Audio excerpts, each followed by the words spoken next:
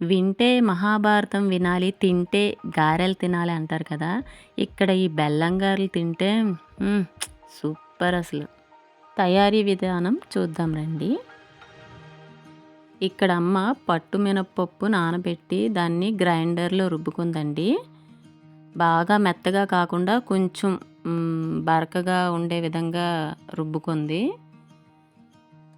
మిక్సీలో మాత్రం వేయకండి. అస్సలంటే అస్సలు పీల్చవు బెల్లం పాకం అనేది.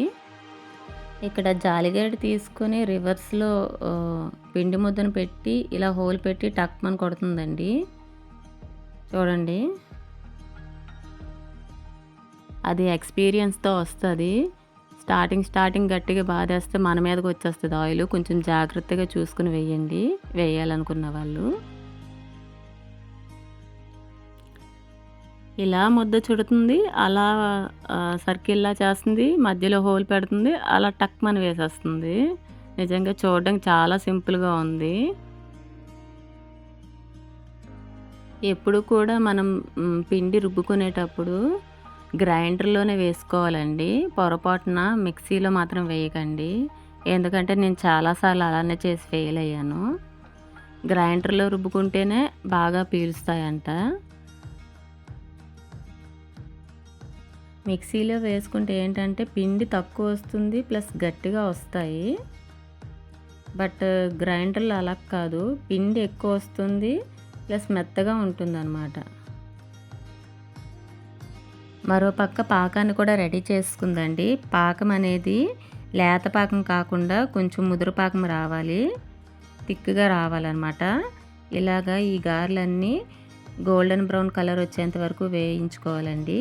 వేయించుకొని ఈ పాకంలో వేసుకోవాలి. చూడండి, ఈ కలర్ వచ్చిన తర్వాత అప్పుడు మనం పాకంలో వేసుకోవాలన్నమాట. వేసిన వెంటనే రివర్స్ చేయకూడదండి, కాసేపు అలానే వదిలేయాలి. ఇక్కడ ముందు పాకం నుంచి తీసిన గారెలు చూపిస్తున్నానండి. చూడండి, బాగా పీల్చుకున్నాయి. దీన్ని ఒక సైడ్కి పెట్టామన్నమాట. ఇంకా ఎక్సెస్ పాకం ఏదైనా ఉంటే కిందకు వచ్చేస్తుందని చెప్పేసి. చూసారా ఎంత బాగా కనిపిస్తున్నాయో పాకం పీల్చి.